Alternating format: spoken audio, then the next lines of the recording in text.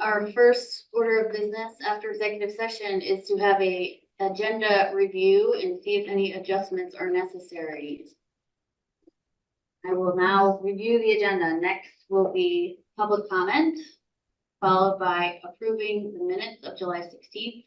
Then we will move into a discussion of the draft zoning amendments with David White, who is present and prepared. After that, public comment related to the draft amendment, followed by wrap up and planning for the next meeting, and then another executive session if needed, and then to adjourn by 9 p.m. Does anyone have any suggestions of why we would need to change that agenda? Were there any decisions made in the executive session? I think we have no official, no. No decisions were made. No. Any suggestions to change the agenda? No. No? Okay, then we will move on to public comment. At this time, does the public have any comments? I'll work fast with my 3 minutes. If I go too fast, let me know. Okay, state your name, please, Jim. My name's Jim Carroll and I live in Jericho Center. History, I've observed the Planning Commission with some variance of members, different staff, and now an evolving select board. We've watched as certain involuntary turnovers have occurred. Consultants all come and go. By observation, all are enriched with questionable work products. What projects have resulted that are community beneficial projects? For example, form-based code. This was a product not of the PC, but an extraneous source. Result virtually nothing other than waste and frustration. Applicants spent small fortunes only to find the code would not allow needed and desirable development. Commercial zone study. After considerable citizen involvement, tons of expenses, the citizens asked the PC to stop until elected officials heard from the citizens to refocus that effort. Appeared to be steered by a small silo. Sidewalk study. Sort of an orphan project that's to casual observers defied logic. Of course, the commercial district needed to be linked by pedestrian-friendly sidewalks with crosswalks. 5, 6, 7. Building a path on Raceway as an alternative to connecting South Main Street to Jericho East, Hardware, Dollar General, Church, Mills River, Jericho Market, School, Underhill Center, Kate's Food Truck, Horse Farm, etc. Why would a path on Raceway ever be an alternative to what's needed now on Route 15? Raceway was then and is now its own project. Wastewater study, soon to become another orphan with shrinking federal and state funding. Feasible, much lower cost, easier projects just ignored. Proposed tens of millions of dollars that's as structured would become an annuity for more consulting. All why obviously necessary, simple fix-it completes gets ignored. For example, you have clear and unequivocal direction from the select board in housing resolution diversity, yet for months, a simple fix to 5.6 of the LUDR is not done. The court clearly said Jericho LUDRs for a sign could not be interpreted in its words. Intent had to be mystically read by the judge's intuition. Is the PC going to fix that? And if so, when? 34 Fitzsimons Road, Jericho DRB and town council were told by the court baseline work to burden a project with a pedestrian easement is not done. Is that fixed?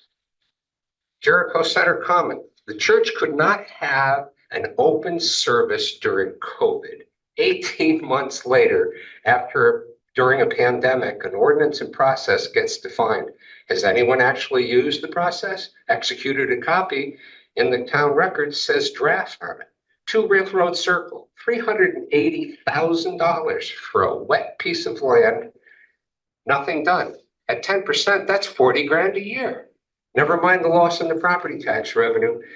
LUDRs, a number of appeal permits and rejections end up in protracted litigation with no follow-up to cures is staggering.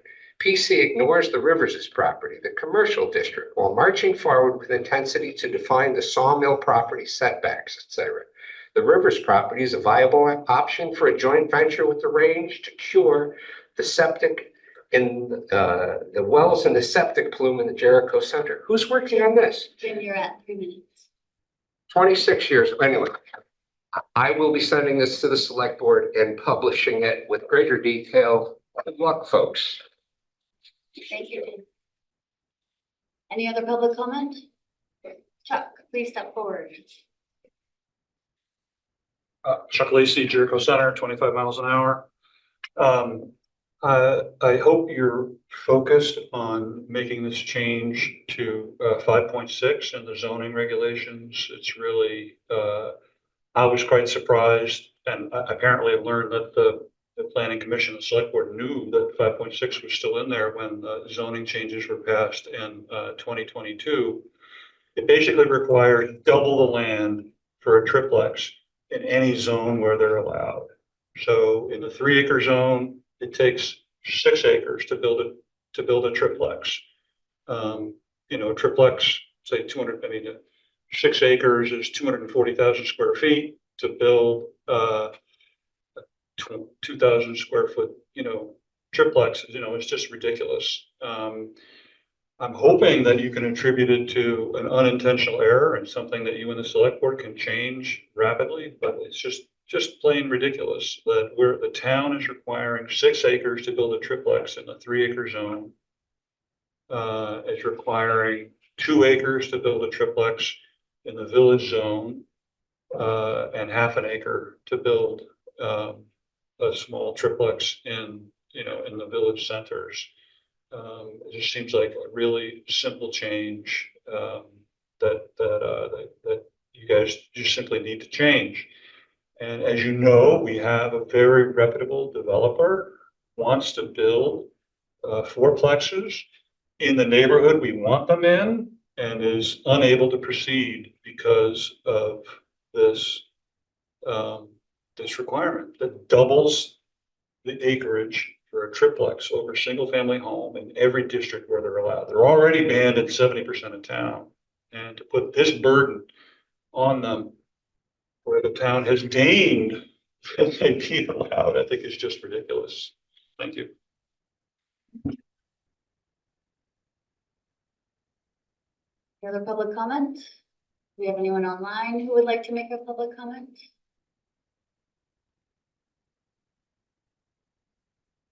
You would see if there were any. Yeah, you can either unmute yourself if you want to make a comment or raise your hand. No? Okay. Okay. That concludes our public comment space for the beginning of the meeting. All right, next up, we are going to approve the minutes of July 16th. Can I get a motion for that? I move to approve the minutes. Wendy, okay, does anyone have any amendments to the minutes of July 16th?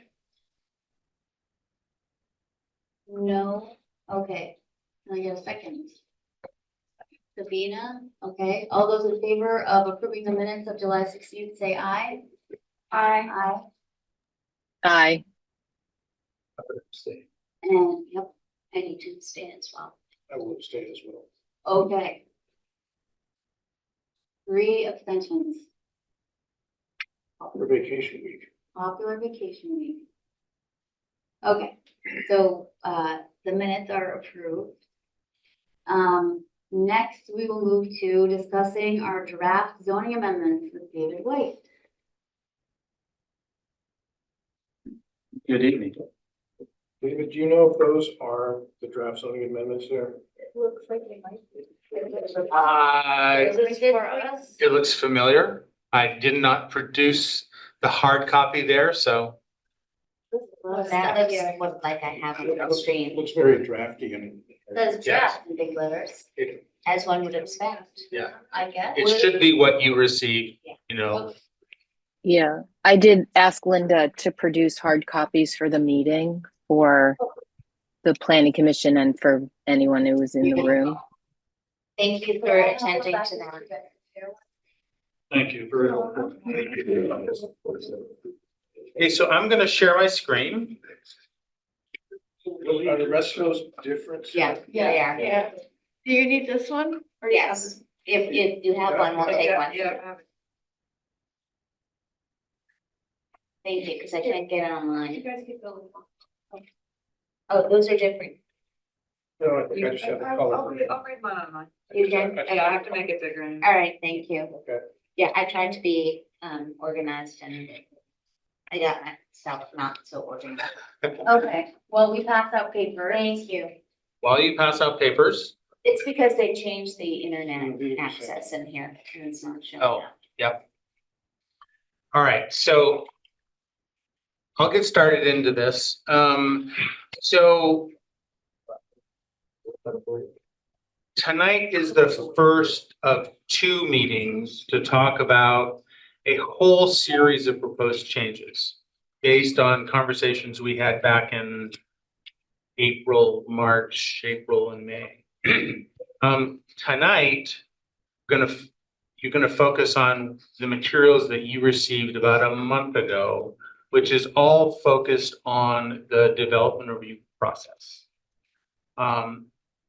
And as you see here on the slide on the screen, that's one of the purposes of the grant and goals of this process is to remove unnecessary regulatory barriers, reduce development costs, and create more predictable permitting outcomes. That's really focused on the process. Now, the development review process is not terribly sexy. It's not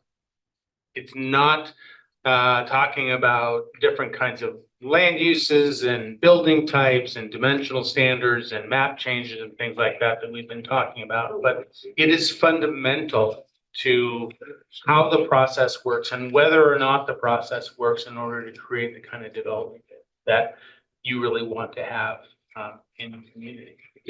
So we're going to focus on this part tonight to the extent to which you take some more time at your next meeting to continue a conversation about this. You're welcome to do so at your first meeting in September. Then we'll come back to zoning districts, dimensional standards, uses, and things like that. So this is a little bit like eating your vegetables before we have dessert. But as I said, it's fundamental to how the zoning works is to understand the processes that are included in here and what are and kind of how they relate to one another or not. So my objectives in proposing the changes that you have in front of you kind of focus on improving the consistency in the use of terms. It's really important that you use that the regulations use terms appropriately and consistently so that there's not a confusion over, well, now they've talking about this as something sounds like it's a little bit different. Is it different? What does that mean? No, you have to be consistent in your use of terms. You have to eliminate duplication because when you repeat the requirements or the standards from one part of an ordinance into another part of the ordinance, and subsequently you change one of them, did you change both of them? Usually not. So when you are referring to the standards someplace else in an ordinance as being applicable, you simply refer to them and rather than repeating them so that when you change it in the right place and you change it once. Separating, overlapping, and often unrelated review processes. And I'll talk about this a little bit more in the next few slides. Each of the review processes in the ordinance has a specific purpose and focuses on a specific thing. And while many developments often involve multiple review types, not all of them do. So they have to be able to function independently of one another, and they have to apply to the things that they're actually constructed to focus on. So those are some kind of basic process things and how an ordinance is constructed and written. Back to kind of the broader goals for this project is we're trying to make it much easier to do the small stuff. We're trying to create opportunities to unlock infill potential on larger and particularly deeper lots that are in the village center. And I've included some recent upgrades to the enabling legislation just because it was something that was in my mind because of another project that I was working on. So I was familiar with it and it's like, oh, let's just make sure that that base is covered so the ordinance doesn't have to be updated again within the next year or so. So let's start with some definitions. So site plan review. So the site plan review process is about looking at the physical layout of the development based on what are the requirements of the ordinance for setbacks and lot sizes and dimensions and those kinds of things. It considers things like where buildings are placed, how the lot is accessed, how circulation on the lot and off of the lot is undertaken, location of utilities and services and separation from various natural features. Most, and I emphasize most, applications for a zoning permit involve a site plan review, but not all of them. So site plan review can't require or should not require some other type of review process if it's not actually applicable to what's being proposed. Here's an example, a boundary line adjustment. A boundary line adjustment is simply the adjustment or relocation of an existing property's boundaries. It doesn't create any new lots and it doesn't create any nonconformity. Doesn't necessarily involve a site plan review. If you've got two properties side by side and you move the property line between you and your neighbor 5 feet to the left or 5 feet to the right, it may or may not affect any development on the site. It may not be for the purposes of you or your neighbor actually making physical site changes. So here's an example where boundary line adjustment doesn't involve anything other than a boundary line adjustment, but it results in a legal document, a plat that gets filed in the land records, like in the subdivision process, which is where you are actually creating lots. So the division of a existing lot into two or more lots for the purpose of development and or transfer of ownership. Again, it results in a plat that gets filed in the land records. Usually involves a site plan review too, because there's usually some development associated with it. But not always. Planned unit development is a little bit of an iteration of the subdivision process. It typically, but not always, involves a subdivision, but it's specifically a process that provides some flexibility for the clustering of lots or buildings into a more compact portion of the site, usually for the purpose of protecting important resource values or protecting sensitive areas. PUDs often additional lots or additional units are typically offered through the PUD process in exchange for conserving land or providing affordable housing. Not always, but that's often the case. So a planned unit development usually involves a subdivision where lots are being created. They're just then being shifted to one side of the lot and they're allowed to be smaller and have smaller setbacks than would conventionally be allowed in that district. But again, it's not always the case because PUD process is also what allows somebody to have multiple buildings on a single lot, multiple principal buildings on a single lot. So unless you don't specifically say that that is permitted in a zoning district, the PUD process is the tool that you use to allow that to happen. So again, often it involves a site plan review, often involves subdivision review, but not always. And the last one is a conditional use. Key word here is use. Conditional use review is about a use that requires some special consideration given the inherent nature of that use and the potential impacts. A conditional use review does not necessarily involve a site plan review or a subdivision.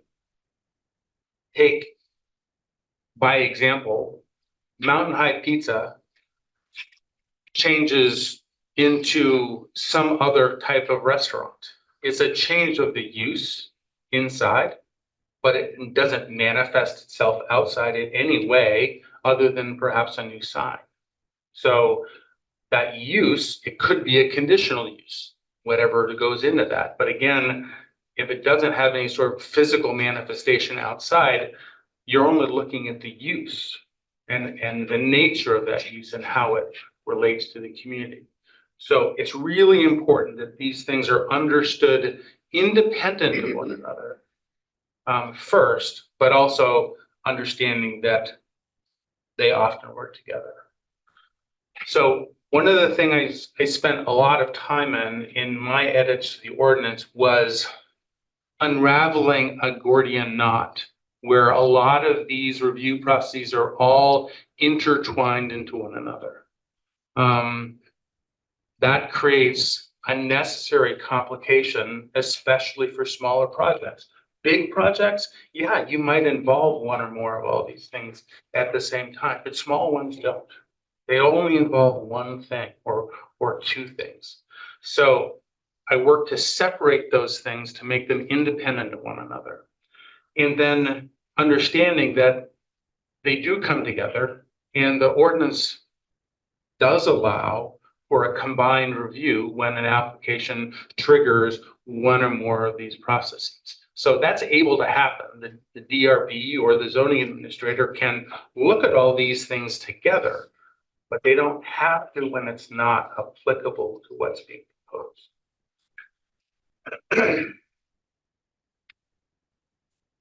So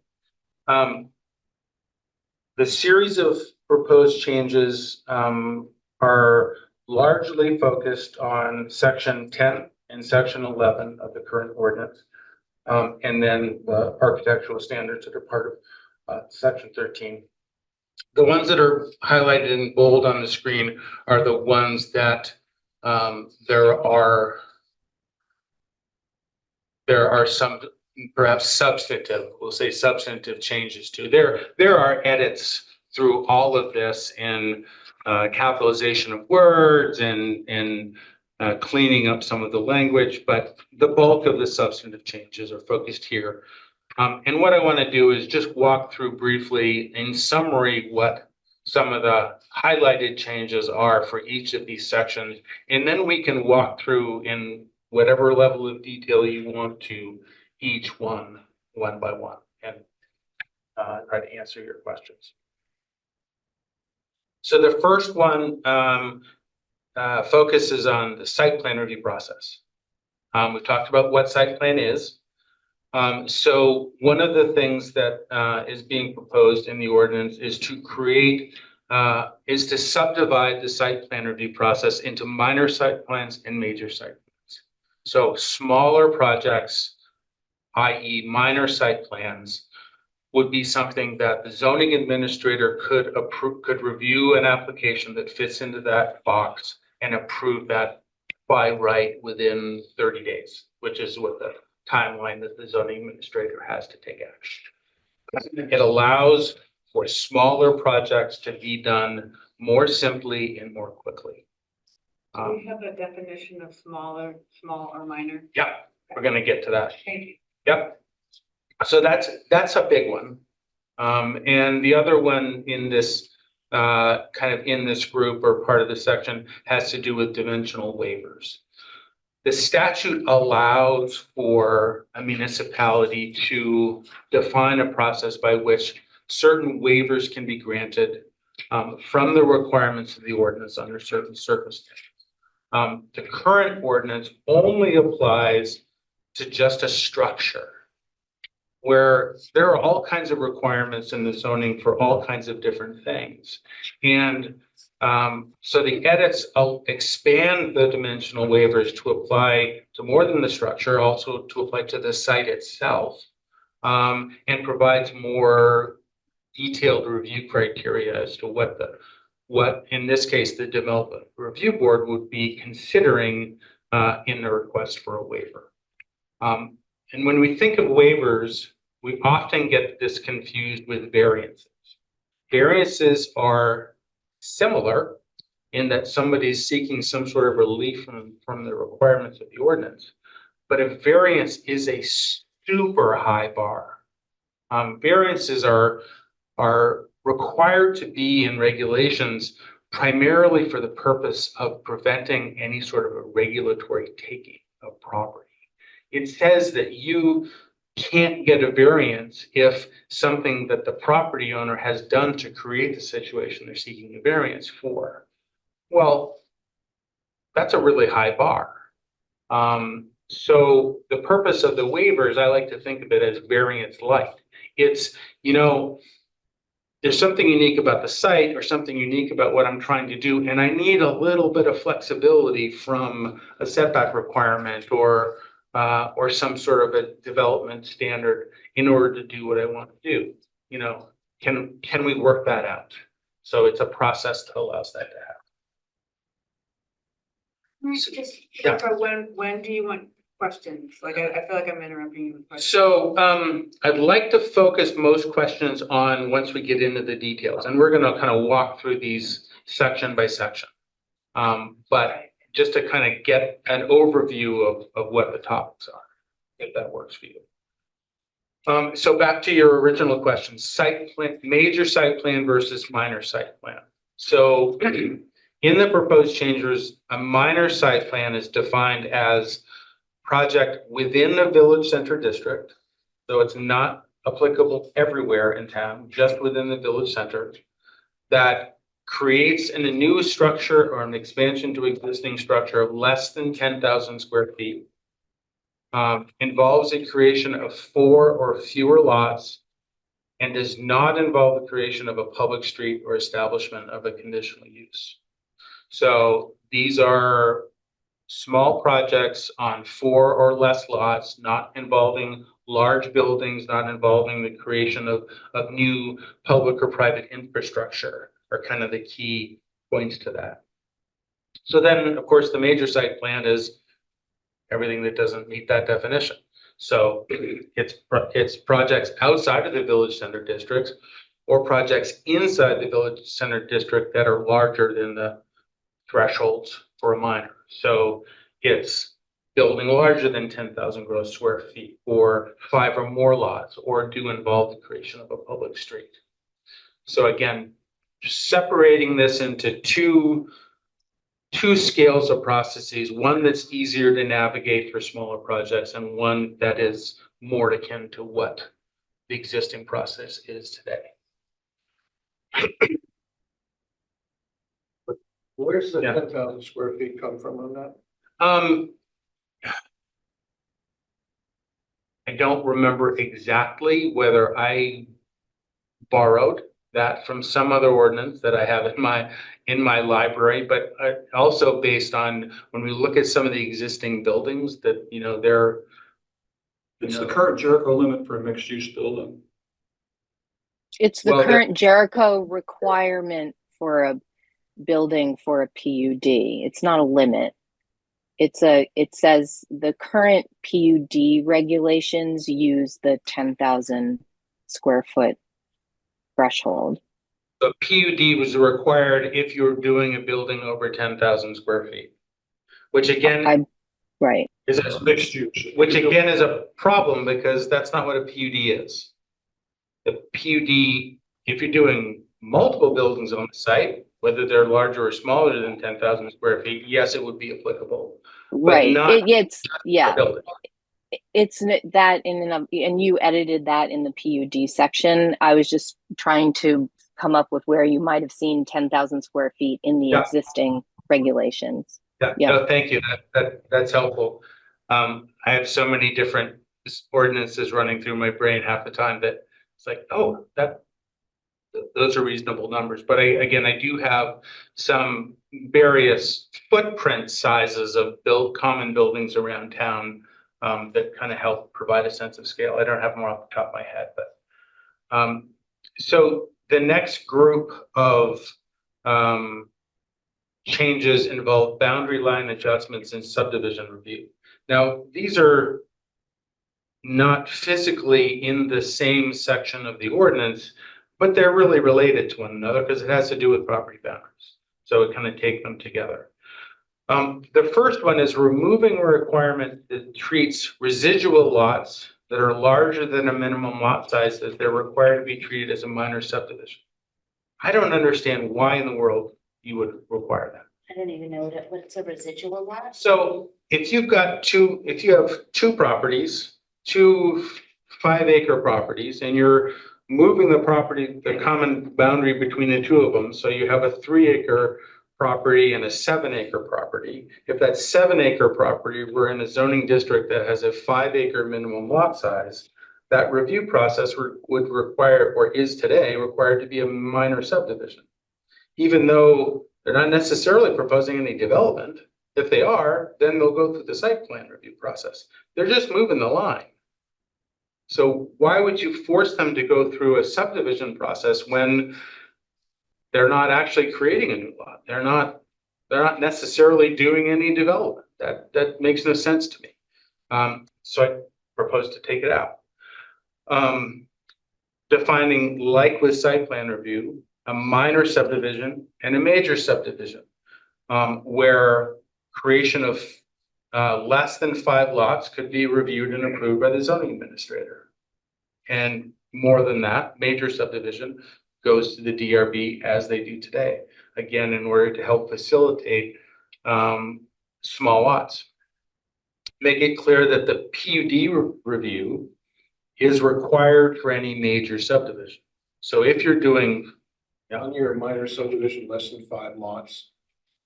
Quick, remind me again that this only applies in the village center, not to other parts of the town. So as it's currently proposed, it applies everywhere.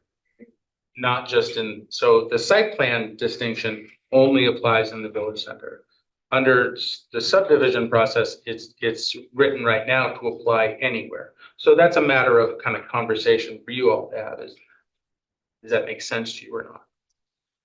And to see somebody who's got 50 acres turned into 5, 10-acre lots and not have some type of approval. Well, they would have approval, they would have a review process. It wouldn't go to the DRB. It would be done administratively if those 10-acre lots are allowed in that zoning district. But again, there are perhaps other considerations depending on what district it's in. So maybe that's worthy of more conversation.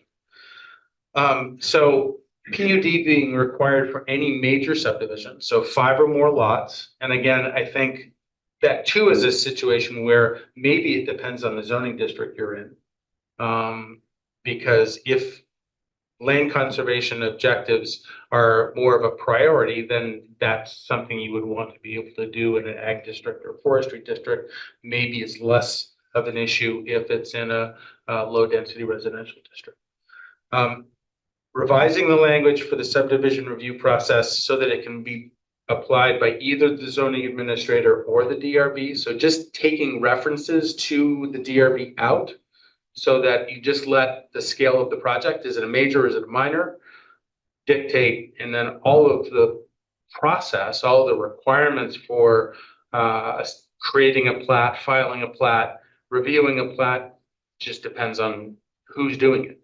But the ordinance keeps referring back to the DRB, and if you're creating a process that the DRB is not actually responsible for the review for, you need to just take those words out. So that's something that is throughout the subdivision process, but also throughout the site plan process, is making the regulations agnostic as to who is doing the review of those particular standards. And the last one here is combining sketch plan and conceptual plan review for minor subdivisions. Again, it's for small projects, you don't need to have all of these hoops that a project has to jump through. And I question, why do you have sketch plan, conceptual plan, and preliminary plat? It all feels very duplicative, but I felt like I was getting deeper into this modifications of the subdivision process than probably my scope allows for. So I left that alone for conversation another day, but just simplified for minor subdivisions. It can be a combined review. You can do a preliminary and a final plat review all at once. Because again, it's simple. It doesn't involve creation of a street. You've got 4 lots that maybe have a shared driveway between them. It's much simpler process. So just an illustration then of 4 different types of projects that applications that may involve creating or adjusting boundary lines. So you have a boundary line adjustment and a minor subdivision. They're reviewed by the zoning administrator, major subdivision and a major subdivision with PUD that is reviewed by the development review board. Sorry, can you go back for a second? Mhm. So, or maybe I missed it or you haven't said it yet. Major within village center only? So if it's 5 units or more, it gets reviewed by the DRB, but only if it's in the village center? So in the village center only because PUD wouldn't be applicable in the village center. But somebody could choose to create more than 5 lots. They just wouldn't have to go through the PUD process as well. Because you're already allowing, in the village center district, you're already allowing for smaller lots with narrower setback requirements. So you don't need to have that additional review process. So just so I understand, if I own acreage in the village center and I want to do 6 units, Lots. 6 lots, I don't need a review with the DRB. But if I have 50 acres in another area outside the village center and I want to make it into 5 lots, I do have to do a review. So 5 lots is the trigger. Yeah. So 4 or fewer lots is a minor subdivision, Yeah. period. 5 or more is a Yeah. major subdivision, period. Yeah. The only difference being that if you're in the village center, that's subdivision review, major subdivision review by the DRB does not also involve the PUD process. Okay, so Because if you go back to PUD is your not applicable. steps, I wasn't Yeah. understanding the part in the parentheses, but Yeah. now, right? Yeah, because PUD is not applicable in the village center or in the Riverside district. Because you've already modified the regulations in order to allow for that compact development. So again, if I want to do 5 lots in the village center, I don't have to do a DRB. 4 lots. Because it's 5 or more, 4 or You are fewer. doing a DRB review for 5 lots. You Yeah. are not for 4. And outside of the village center, if you were doing 4, you would not have to worry about that. Is that, If you're outside the village center you're doing 4 lots and you're subdivision? doing 4 lots, it could be reviewed administratively. By the zoning, anywhere. Yeah. Yeah. Just a clarification question back to, major subdivisions and PUD process. Are we allowing for alternatives to PUD? Like, so some of the CCRCP, webinars that I've attended on conservation planning, sometimes maybe there's a different method of achieving the goal of, whatever the conservation. Yeah. And maybe PUD is the best fit for that goal. So does this allow for those alternatives to still be into consideration, or are we saying it's PUD for major or? So nothing? I didn't modify the PUD process very much at all. Again, it's something that is a larger conversation in thinking about really what's the best tool and the best way to use it. So whatever those requirements for land conservation or bonus units for affordable housing, all of those things remain unchanged for now. I would encourage you to look at that and think about that more closely, but That's not part of it. that's not part of this. On purpose for what? Yes, because it's kind of beyond my scope of work to. But it's not something that we as a planning commission couldn't address. It's just for the Absolutely. scope of this particular piece you're doing. Yeah. Okay. Yeah. Thank There are you. lots of places where I'm coloring outside the boundaries of what, the kind of focus of the grant has been, because it's right there in front of me and some of these things are easy fixes, but that's not one that's more And common. then just, we're increasing the number of lots from major, right? From 4 to 5. Yeah. And I think Eric kind of alluded to this earlier, is like, are we, can we be sure that this is not gonna result in sprawl in other areas because of this additional change? Or is it covered that but this is covering all districts, right? It's covering all districts, and ultimately, the ordinance allows for the creation of lots of, of a certain size anywhere. It's a question of who does the review.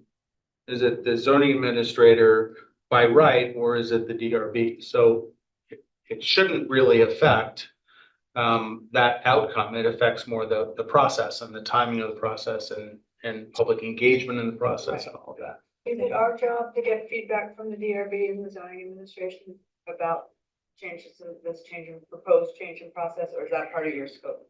That would be something that I would look to either you or, staff to get feedback. Certainly I've gotten feedback from Linda and Chris, but not necessarily from DRB members themselves. David, before you move on, I have a question about major minor. So I get what you're doing. You're simplifying, you're increasing the threshold.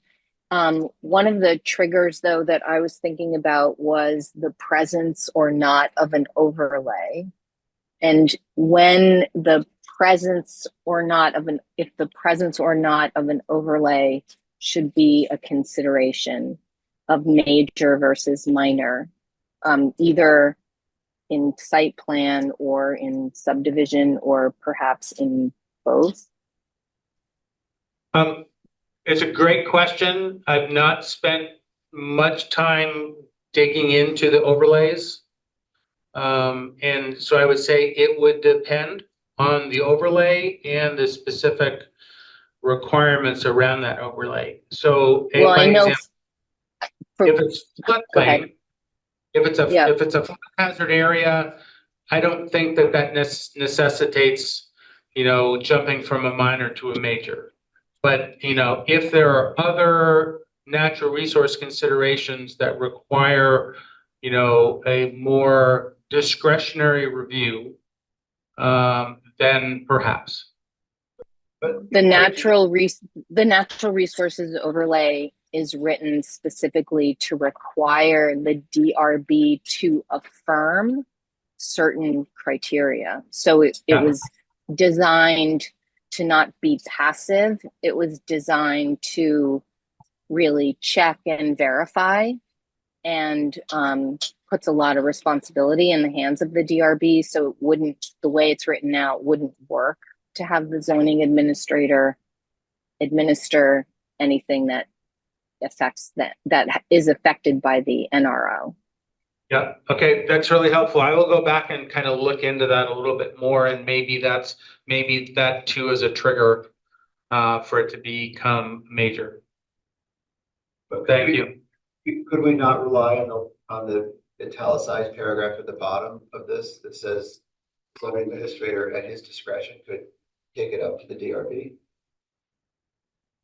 You That could. handle Susan's question. I guess. It could, and particularly, if that were kind of written in, that I think I would try to be more explicit. If it's subject part to the natural resource overlay, then be clear that makes it no longer applicable as a minor. But but italicized language does give the zoning administrator a bit of an out. If this looks like a project that's more complicated, that I'm comfortable weighing into the process for, they could refer it to the DRB. Would that open us up to the idea that we're just being, use a terrible term, arbitrary and capricious in deciding who gets kicked up and who doesn't? So it's not defined here. So at your discretion could mean you came in here and you insulted me, so up to the DRB you go. Yeah, you certainly run that risk. It's better for it to be defined. And when Linda and I talked about that, that was her first question. What criteria does the zoning administrator use in order to do that? But I haven't given that a whole lot of thought, other than the project is more complicated than I otherwise would have thought, but that's not very objective either. But That's up to you ultimately as to whether you want to include that or not, whether you've got some ideas as to what kind of criteria would be used, or you simply leave it the request of the applicant. The applicant could request that for whatever reason that they want the DRB to see this. I had a similar reservation about the boundary line adjustment, which was, I was thinking except in the case where there's a change to the access or the access easement, thinking about just issues related to curb cuts, driveways, maintenance, deeds, those, when you do a boundary line adjustment, you know, one lot, maybe the driveway's on one lot and that lot has an easement to the other lot. It just seems like there's some legal deed stuff that has to be worked out. And especially if potentially one of the lots was providing like a trail access and the boundary line adjustment. Now there's a new owner and suddenly this trail that was there for 30 years is suddenly not there. So I was thinking that perhaps boundary line adjustments that required some sort of change in the access should be reviewed. Well, I mean, it's written right now that any of those associated legal instruments still have to be in place, whether it's reviewed by the zoning administrator or the DRB. So, you know, and as your example, it's a shared driveway or there's some easement that needs to be maintained. You know, those legal instruments defining those easements or requirements would still need to be in place and they need to be updated accordingly. It doesn't require the DRB to do that. It requires the property owner's attorneys to come up with that mutually agreeable language. So again, there's no discretion for the DRB to exercise, so it's not something that is a good use of their time. All right, I'm going to keep moving here. Planned unit development is the next group. So again, making it clear that PUD review is required for any major subdivision and that it's not applicable in the village center district. Removing village center districts from the density transfer table. You have a mechanism for transfer of development rights across districts. And because it's no longer subject to PUD review, that wouldn't be appropriate or wouldn't apply. And the last one here is to what I see really as a correction, but maybe it's a revision to how total lot and unit calculations for a PUD are calculated, and removing an automatic 25% deduction. Again, I don't understand why in the world you would penalize somebody from going through, choosing to, or participating in the PUD process by immediately removing 25% of their land area from being part of the development calculation. That just doesn't make any sense. In many cases, most cases, the PUD process is a carrot that is offered to developers to provide them with greater flexibility, to provide them with opportunity for perhaps greater number of lots and number of units than they otherwise would have received in exchange for some public concession, which is often land conservation or affordable housing or senior housing or whatever it may be. To penalize them by removing 25% of the area from their density calculation just doesn't make any sense to me. But again, we can talk about that more as we get to it. And the last one is, there's a section here that talks about development plan review, which is deleted because it's duplicative of what's in Article 13, which is also going to be deleted because it's duplicative of what your basic application process is anyway. So I don't know why it was in there. It was just referring to Article 13, but it's not applicable through the rest of the ordinance, so it's really superfluous. So the next group here are in section 11, the general development standards. So these are your site plan review standards. When a project is going through the site plan review process, these are the standards that are being reviewed for how lots are being laid out, how access is being provided, how slopes are being protected, any number of things. There's a long list of things. So the biggest thing I did was, again, to make those standards agnostic as to who is doing the review. So taking out references to the Development Review Board, or adding it, Development Review Board or zoning administrator, so that it's clear that it's one or the other that's doing the review, depending on the size of the project. The other things are more tangible to topics we discussed earlier, allowing private driveways to serve up to 4 lots to improve the access to deeper lots. This was something we talked about back in May or June, perhaps. Reducing the minimum driveway width to 10 feet for driveways that are within 100 feet of a public street. So a narrow driveway works when the fire access can be achieved from the public street. As that driveway gets longer, then it needs to get wider in order to allow the emergency apparatus to gain access into the site and into the lot.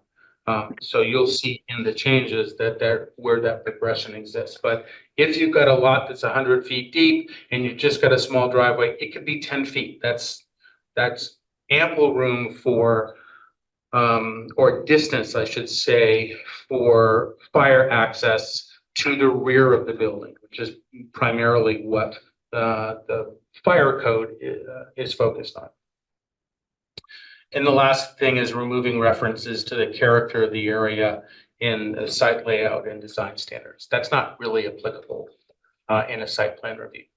Site plan review is much more objective, or should be in what it's reviewing. Character of the area is a challenging term unless, it's well defined, and it is included in other things like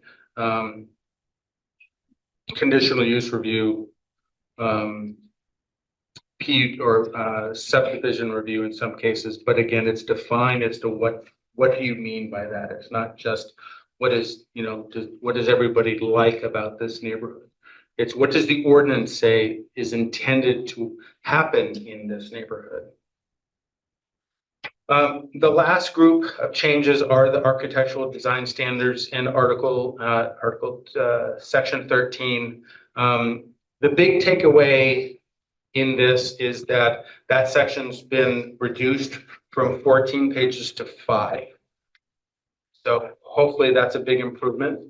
And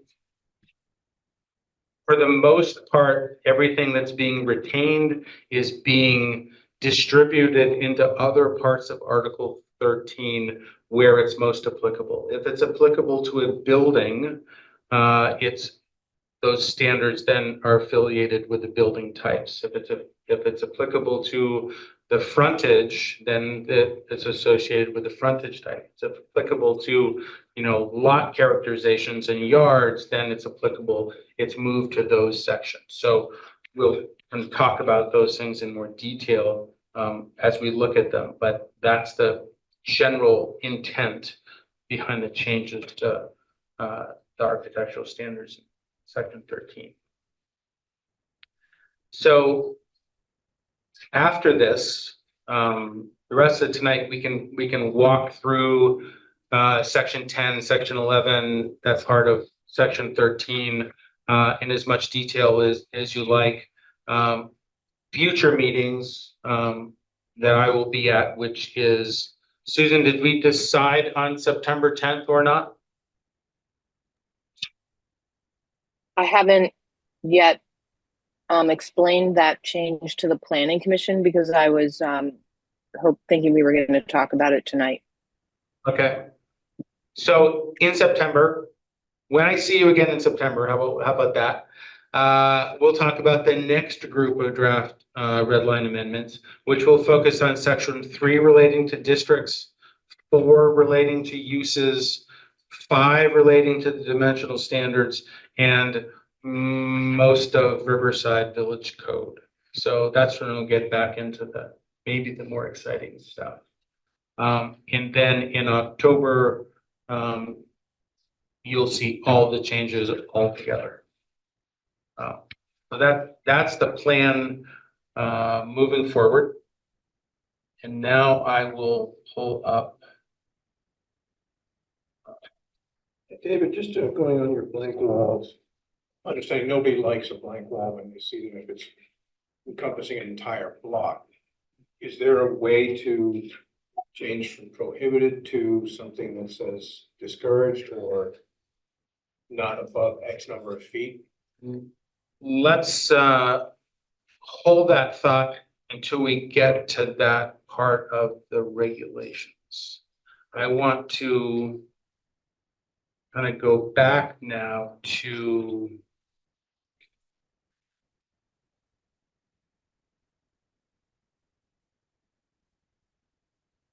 section 10.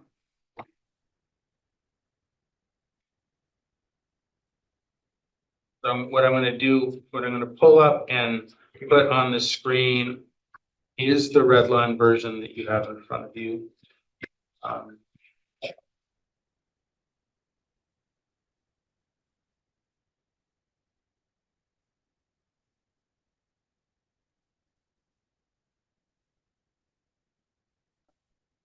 Right, section 10, permit and review procedures. So I'm going to kind of move through this pretty quickly, unless there's something that I am specifically want to focus on. But if there's something that you want to focus on, stop me and we can discuss it in more detail.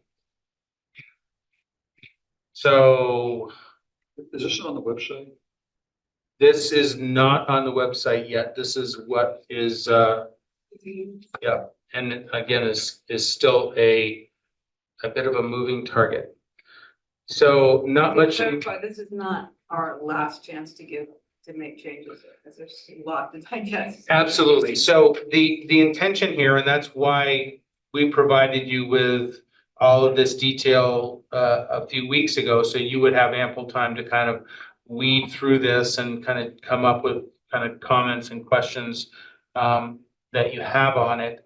I think the idea here is that between tonight, whatever time you devote to your next meeting in a couple of weeks, if I can get your comments back on this material by the end of August to incorporate into another round of edits, that's the goal. And when you say this is 10, 11, and 13, or just? 10, yes, 10 and 11, and the architectural standards in 13.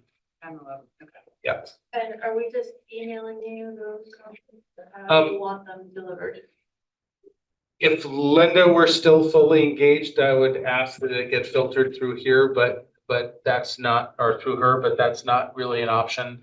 So I would just say, why don't you send them directly to me, and I'll try to assemble them.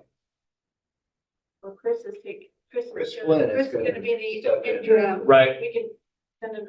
You can send, and I think it's still going to be more efficient to just send this stuff through me. So let me think about that. Just for an example, for the architecture, all the 13, I have like 39 lines in the Excel spreadsheet of suggested changes. So like, there's still a lot for me for some of this stuff. Are those changes to the red line or changes Yeah. in general? Yeah, changes, things that I have questions about, or, wondering why, like, could some of them do still feel like aesthetic? I was going through the, SJ's questions and, how would this requirement increase cost of development, or is this aesthetic? Why is this necessary? And so I still have quite a few, and I don't know what's the best way to share, like, have that conversation with this group to see if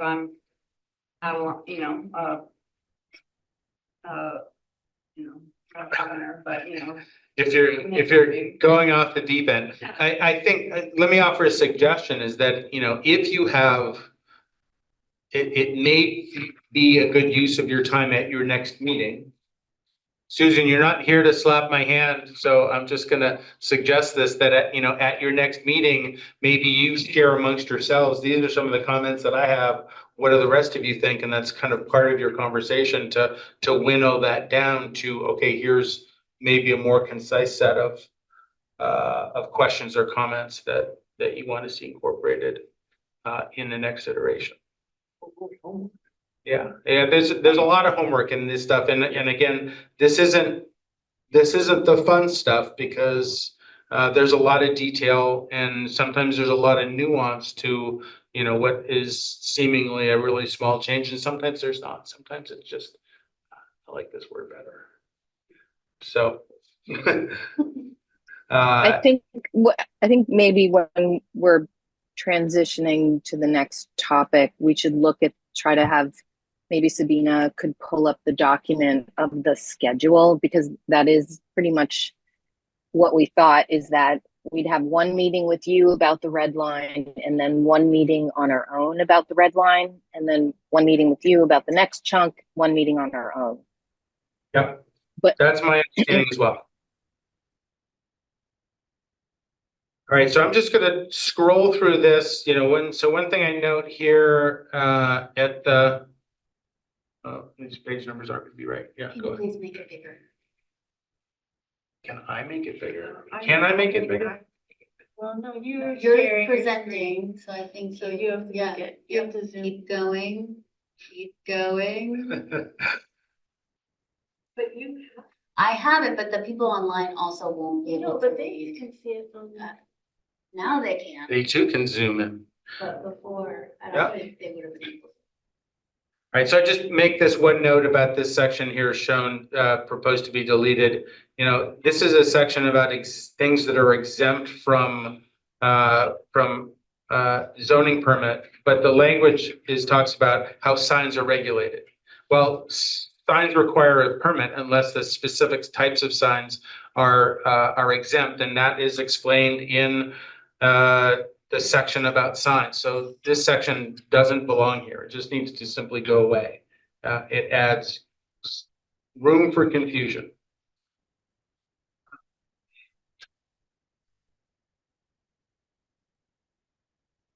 So boundary line adjustment, this is the first thing we talked about, removing this line. If the total acreage transferred as a result of a boundary line adjustment exceeds the minimum lot size in the district, the boundary line shall be treated as a minor subdivision.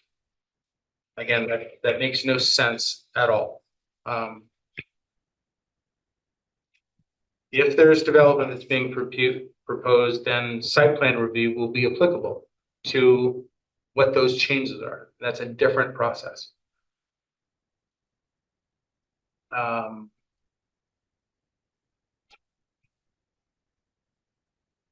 The section 10.75,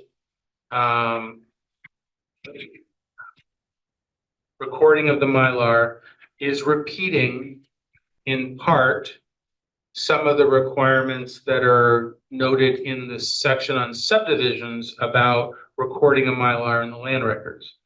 Don't duplicate it, just refer to the standards and requirements for recording a Mylar. Use a smile. And I think I removed Mylar, but not from the title, but still it's recording of the plat, right? Yeah, I'm just gonna make a note, David. Yeah. Just in case anybody else is confused, the handout that I have is not the same as what you're So seeing on the screen. This is something that I should have mentioned this. This is something that, as I'm looking through this again, came up for me today. So I just okay. added this one. Thank you. You know, I had a moment to think, Yeah. I got them out of sync. Yeah, no, Thank you. I'll make note. There's a few things that I tweaked here, this being one of them. Again, just, you got to be consistent, and it's really important to the process that the plats get recorded in the land records. If they aren't within a certain period of time, then they expire, that approval expires. So it's really important that stuff get Be consistent. Wait, so are you, that was one of my questions. Are you adding the concept of expiration dates to various types of approvals? I have not done that. Because that was one of the, I mean, there's some that expire and some that don't seem to expire. And I think one of the comments from whoever else was reviewing this document mentioned that. And so I was looking at your table at the top that has types of review and who does the review, and whether or not that would be an easy place to insert expirations. So that comment is mine, a very early one in this process, but I didn't really go any further with it because not all of your permits receive a certificate, what I'm going to refer to as a certificate of compliance, when it's done. So you have no way of knowing if the work got done or not. That's where you tie your time limit. So we could introduce time limits for things where CO is referenced in your ordinance, but I didn't dive into that.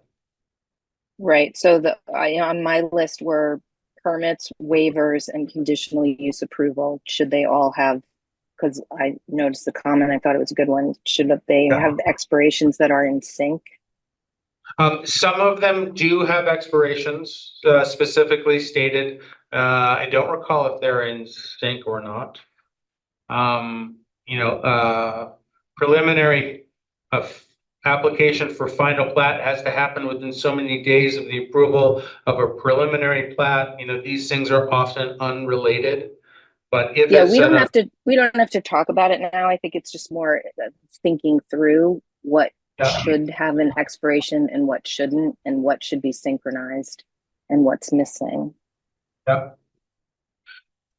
So this language here at 10.8.2.2 is another example of something that I just added today. This is something that when the legislature changed this year.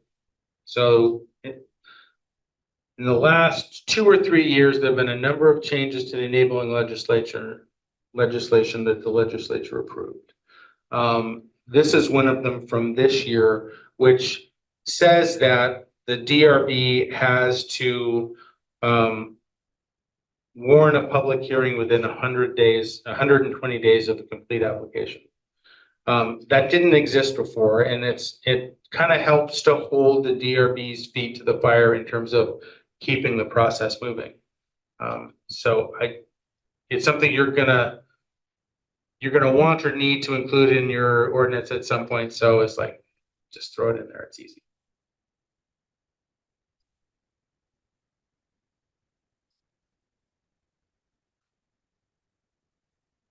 Again, I'm just going to kind of spin through this. This is the section now around conditional uses. I didn't really propose much in the way of changes to conditional uses. 10.9, this is one that we do have? Yep, you have it, conditional, this is the conditional review process, conditional use review process. This is an example where you do include criteria of the character of the area affected. And it specifically refers to the purpose of the zoning district and specific stated policies and standards in the town plan. It's not just, oh, Sarah really thinks that, these things are pretty in this neighborhood. No, it's what does the ordinance actually say? I like pretty things. Well, and I knew that, so. That's fair. 10.9.44 has to do with imposing conditions on limiting hours of operation. This was someplace else in the ordinance that it really didn't fit. It's a conditional use It's a fairly common conditional use requirement. So it belongs in conditional uses and got moved here. So 1010 then is site plan review. Yeah. I'm sorry, because I'm struggling with what level of detail we have here versus not have here, but I remember talking about, the conditional uses having to do with limiting hours based on sound. Like noise, is that when and where does that fit? So typically there are two things. There are, as part of the site plan review standards, there are some common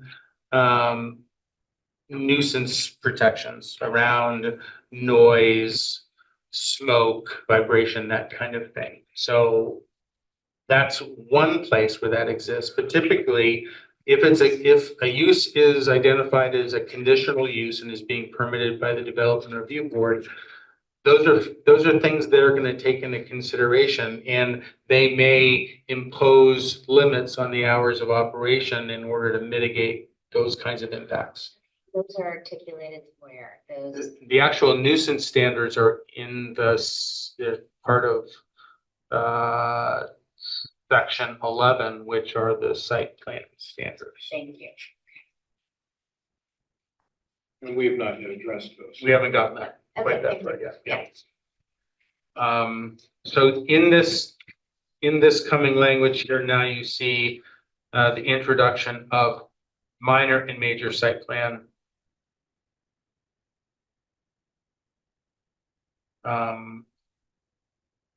Those kind of defining those two concepts. I have this like ghost scrolling that's going on that I can't seem to make stop.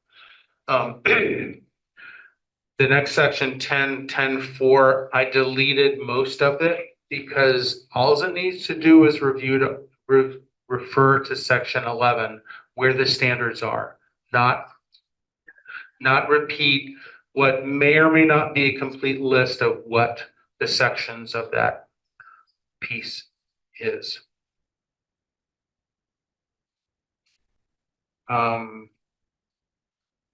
Performance guarantee that around landscaping, that's repeated elsewhere. That's repeated in the site plan standards. So again, don't duplicate it.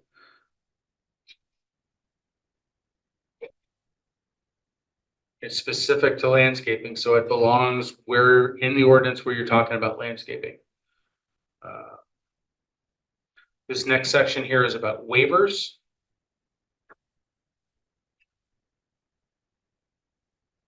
So you see here at the beginning, it said before, waiver to the dimensional standards of these regulations to allow for the expansion of a structure. Well, what about configuration of the lot or any other number of dimensional standards that are associated with the ordinance? Leave that open to being subject to whatever the applicant is seeking a waiver for, and give the DRB the discretion and the right criteria to look at in deciding whether or not to grant a waiver. Something I came across today that I hadn't seen before, and I'm suggesting that it just goes away because I think it's really inappropriate. 10.11.1.2.1. It says the character and aesthetics of abutting properties where it can be considered in the granting of a waiver. Well, the character of the neighborhood, but the character and aesthetics of abutting properties is not defined anywhere. It's the character of the neighborhood. It's defined by the ordinance. That is what you're saying. If we merely change these standards a little bit, does it affect what it is we're trying to achieve here? Not whether or not, again, somebody thinks that the house next door is particularly nice, so, I don't think a waiver is deserved here. That's really, there's arbitrariness. What do you mean by the word character? Well, Character of the neighborhood, what does that mean? So as defined by the purpose of the zoning district, every zoning district has a stated purpose of what it is trying to Well, achieve. residential. Yeah, but it has it's not just the not just the name of it, but there's a stated purpose or intent. Can we get Of rid that of the zoning character district. then and just say the purpose? Right. So its character could. seems to be loaded. Yeah, What yeah. if we just got rid of Yeah, that I word, guess because it's it the word opens up character, the, it, Yeah. it opens up the door to previous conversations where people move into assumption. If it's really about the purpose, then just say it's about the purpose. Mhm, Get mhm, rid of the okay. whole thing about purpose and use. Yep. Right, and just Yep. get No, rid of I that word I think that can altogether. work. Um, if I could ask a different question. Yep. I'm sorry, is that okay, everybody? Again, just trying to put my head around it. So in this section, we are keeping in reference to the development review board as opposed to taking out reference. In the other sections, you let it be, it was based on the number of lots or Yep, the, right? exactly. But this one, we're keeping in development review because it only applies to the things that we already know are going. Because it only applies to this section, which has to do with dimensional waivers. Dimensional waivers are always, When the purpose of the development review board is to apply discretion in the granting of a permit and the making a decision about development. And this is a very discretionary role for to be played in the ordinance. So you create criteria that they use to apply, but it's not detailed and objective criteria where anybody with a tape measure can say that this table is this many feet long or not. But you want to use the development review board to apply discretion. So in this case, somebody's seeking relief from the standards of the ordinance. And if the DRB finds that what's being proposed, conforms with the town plan and the purpose of the zoning district. So we could just remove that language we talked about previously because it's kind of repeated here. The property can otherwise be developed consistent with the purpose of the ordinance in the district. It doesn't impose an adverse burden on existing or future development of adjacent properties. And it will result in equal or better than strict compliance to the standards being relieved. That's pretty open discretionary criteria for the board to apply. That's what their job is. So that's why you keep them, you keep that reference to them in here. yeah. So next section here is subdivision. Again, we're making, modifying the distinction between minor subdivisions and major subdivisions. Removing some of the language about who does I have a what. question, David. So related to the language you just passed is about how the zoning administrator makes a determination of whether or not a subdivision is minor or major. And Yes. is it so black and white, or would there be an appeal process for that?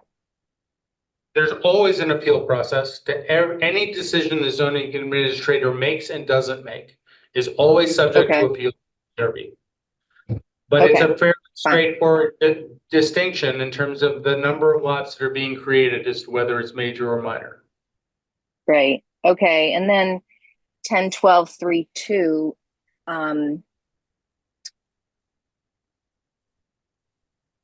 oh, it's below where you are right now. Sorry. Keep going. 10-12-3-2. So in the previous section where you made site plan review, major, minor, really simple, you said, here's everything that's minor, and if it's not this, then it's major. But here under subdivisions, the edits seem to sort of stay more, there's more in the text. And it seems like you, instead of reciting all the reasons, you could just say, if it's not minor, it's major, or if it's not major, it's minor, whichever way you want to do it. Sure. Yep, that's possible. And then can you clarify also in this section where you say projects outside the village center and Riverside, which I think maybe your diagram clarified this, are you saying that any major subdivision, so not a minor subdivision, that is also not in either the village center or the Riverside district is subject to PUD review? Correct. Because that's basically how it is now, except that you increase the threshold. Yeah. Okay, Yep. and then so I think there was edits that showed that, or under the waivers, there's like a list or a table that says that would help, some sort of table or list rather than all this text might be helpful to clarify minor versus major in the same way you list the site plan part, you had a really nice list. Yep, we certainly could introduce some sort of a table or a graphic to help illustrate that. In both cases, or either cases. Yeah. Okay, and then both these sections also, shouldn't they not state who is the review party, because the permits review table already lists who reviews what types of applications? So it's repeating what's already in the table. The section that you're seeing right now, 10-12-3-2. Yeah. Well, both of them, 3.1 and 3.2, major and minor. Yeah, So it says, this is really the defining language as to, you know, who does what and under what authority. That okay, then so does that the mean table the at the beginning table, of this section. so the table doesn't really have the same regulatory oomph? Not really. No, it's more of an illustration of kind of all the different processes and permits that are issued, where to find them, and where to find that language and who makes the decision. I want that table. Yeah, I love the table. I don't like the text. I think if the table is in the ordinance, it should have I'm surprised that it wouldn't have the weight. And I think you just did a good job of eliminating redundant mentions, because you edit in one place, you forget to edit in the other, and then it's all confusing. Yep, no, it's a great point. I'll take another look at that table and see how we can combine them, or at least define their relationship, or not, to remove that duplication. Okay, and then similar also in this section, like 10.12.5, going down a little bit. So this is true in the regulations in a lot of places where it says, oh, by the way, these other sections are really important, but aren't all the sections all really important? And is it confusing to point out some because it kind of means that others could be overlooked? So for example, so you're saying, like, why list some standards and sections and not just simply state imposing appropriate safeguards, modifications, conditions as necessary, and all applicable sections of these regulations, including, and then if you want to include a few things, but including the numbers is confusing because every time you do a red line, all the numbers change. So if you want to include anything, it would be the zoning district purpose, the overlay districts, general development standards, general provisions, and the table of uses.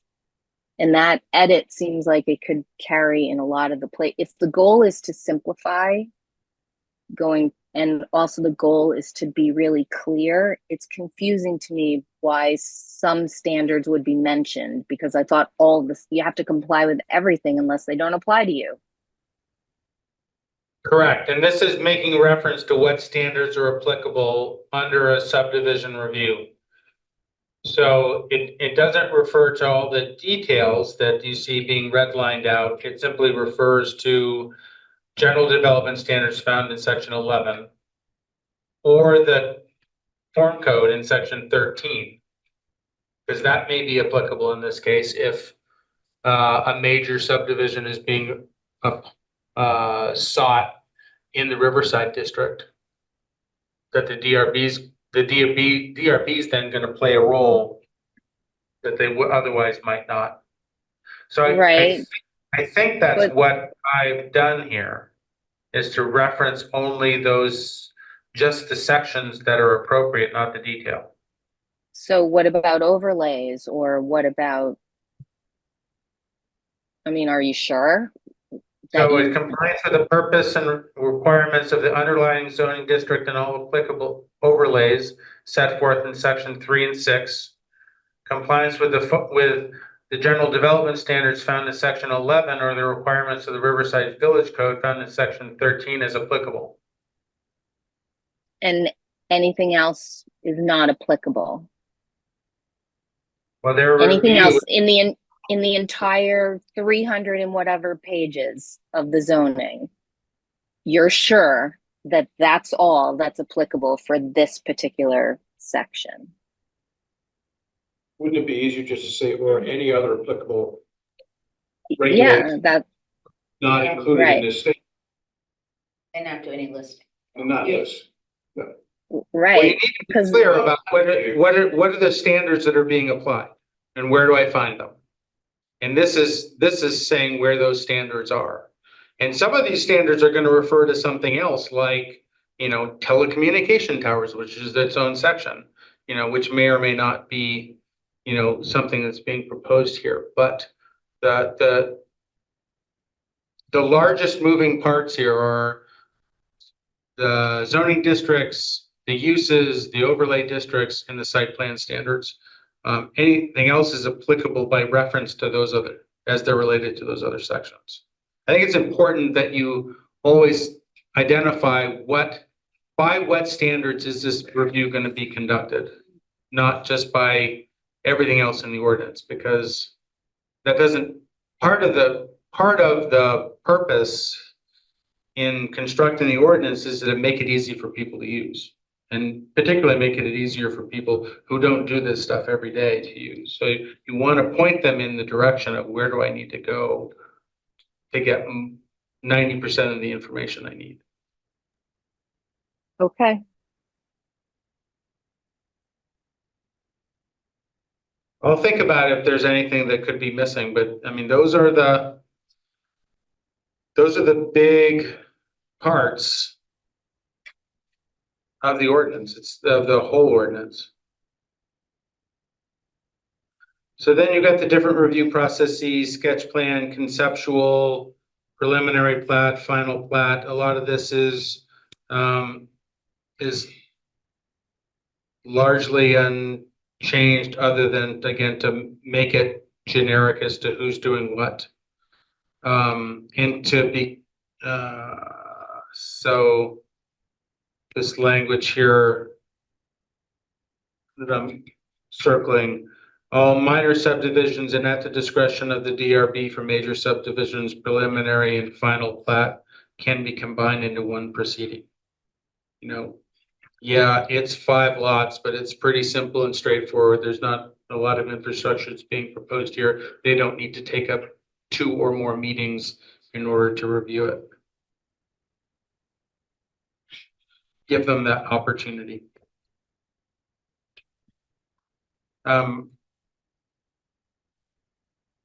Somewhere down here, somebody asked about, Susan, you asked about easements and things like that, legal documents. This language remains the same, to the extent to which it's applicable to the subdivision. Going down a little further, here is another reference that I added based on change to state statute. Susan, you will recall us having a conversation probably more than a year ago about the role of private covenants and deed restrictions, and that may or may not frustrate the purposes of the zoning regulations. So the legislature actually made a step to address that issue, and that's what's being referenced here. That covenants of a homeowners association can't require, you know, lots to be bigger than the ordinance provides for, or can't affect equal opportunity for housing. I forget all the language that's in there, but it's worth making reference here so that somebody can look at it and be sure that those things are protected.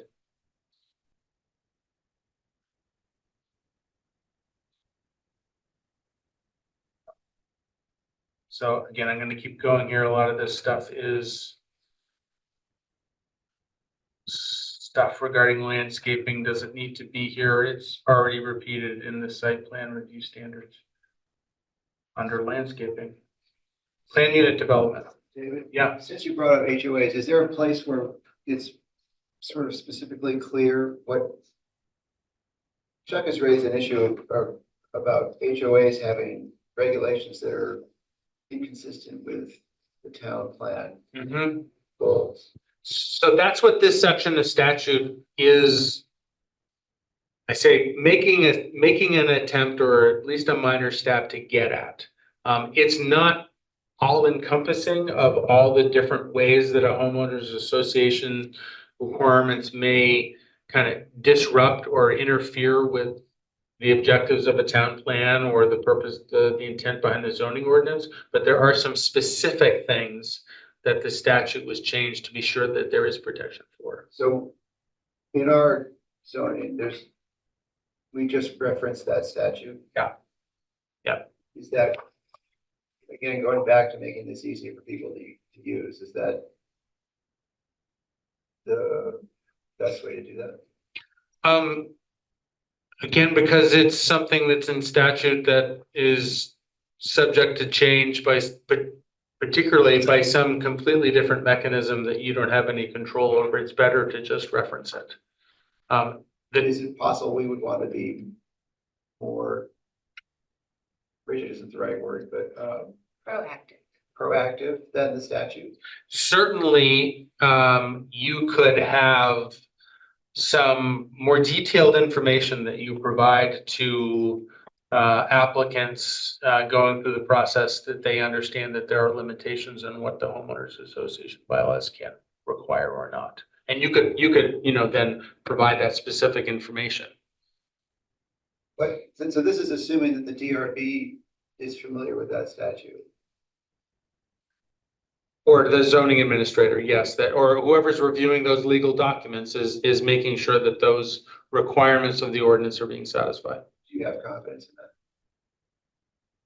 As much confidence as you have in somebody reviewing and applying any aspect of the It ordinance. just seems like we have HOAs that are inconsistent with. Absolutely. They're exclusionary. So how did they come to be if they're not supposed to go against? They came to be before there were specific requirements against them doing that.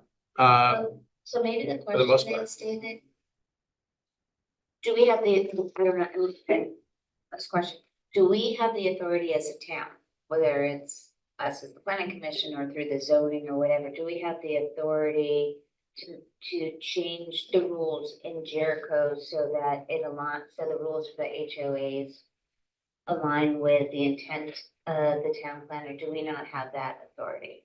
So I'm not a lawyer and I don't play one on TV. Right. So ultimately that's a question you need to ask of your own counsel. My understanding is that you do not have that We kind don't, of okay. authority. So just thinking about what is the best mechanism if we're trying to move to better alignment? Yeah. Is it reliance on the statute or is there something Yeah. else that we Yeah. do? Please hold your. No, I think I'm going to ask a question that maybe what Chuck's going to ask, but so there is a case right now where an HOA is asking for a private road to become owned by the town. And the HOA is inconsistent. The HOA regulations are inconsistent with the town plan. And so at a minimum, we could specifically say, if there's ever any intent that the HOA private road becomes public road, all HOA regulations need to comply with the town plan. To the extent to which those are applicable to the road that they're seeking the town to take over, Probably, Sorry, But- could you scroll back to where it said, because I don't think it's in this draft version, it said the statute number, so I can go read it. it is, yep, it's Title 27.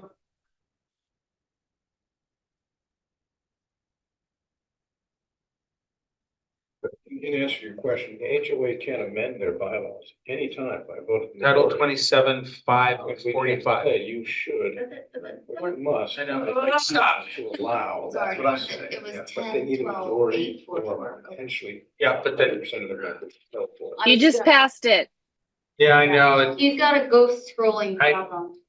There it is. there it is. So it's 24 VSA, section 545. And it was changed as part of the Homes Act, a couple of years ago. I'm still lost on who has what authority. So if the state statute covers most of what we want to accomplish, and this references the state statute, that's a good solution. So I'm gonna write down this statute number and read it. And, But would it apply to older? and it does not apply, it does not go back in It's time. not retroactive. Once it's Right. in a deed, it's in a deed Right. forever. Right, And here we are. right. But again, if you are a member of an HOA and you can convince all of your members to Correct. change the regulations, Right. you can amend the HOA as Sure. much as you want to. Oh, 100%. I was just thinking, Yeah. what authority and what levers do we have? There's a lot of Planning. leverage. You Yeah. can- What in what the levers case do of- we? In the case of the HOA that wants us to take over their road, you want this, Sorry. you must do that. It's a quid pro quo. What was this? 545.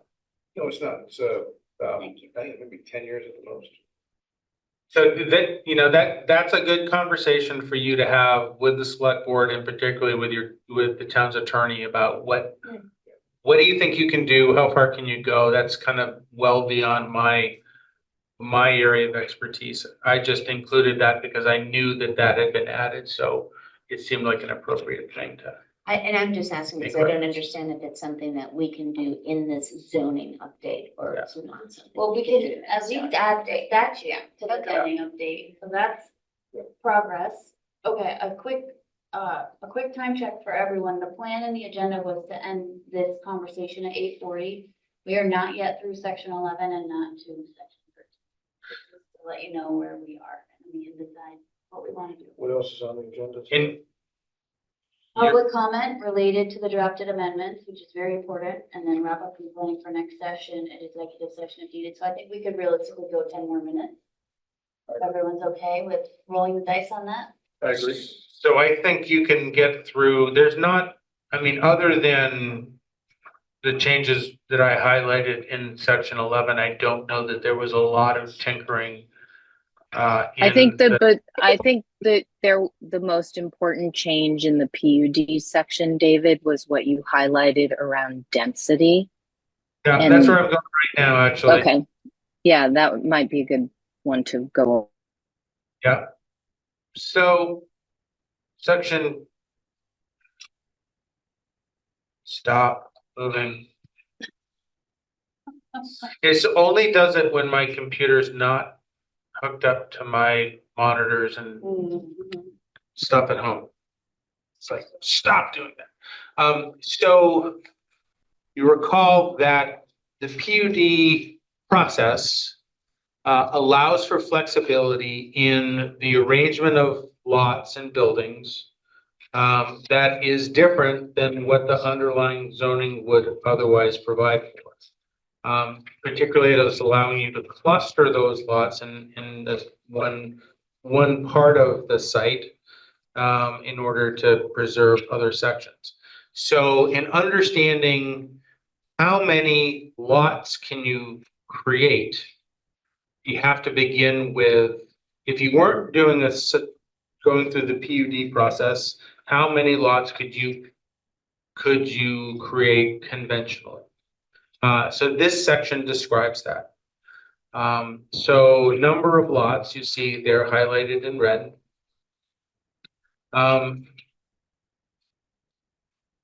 I included an example. If you've got a 100-acre lot in a district that has a 10-acre minimum lot size, it would conventionally yield 10 10-acre lots. Conventional subdivision would be 10 10-acre lots in that situation.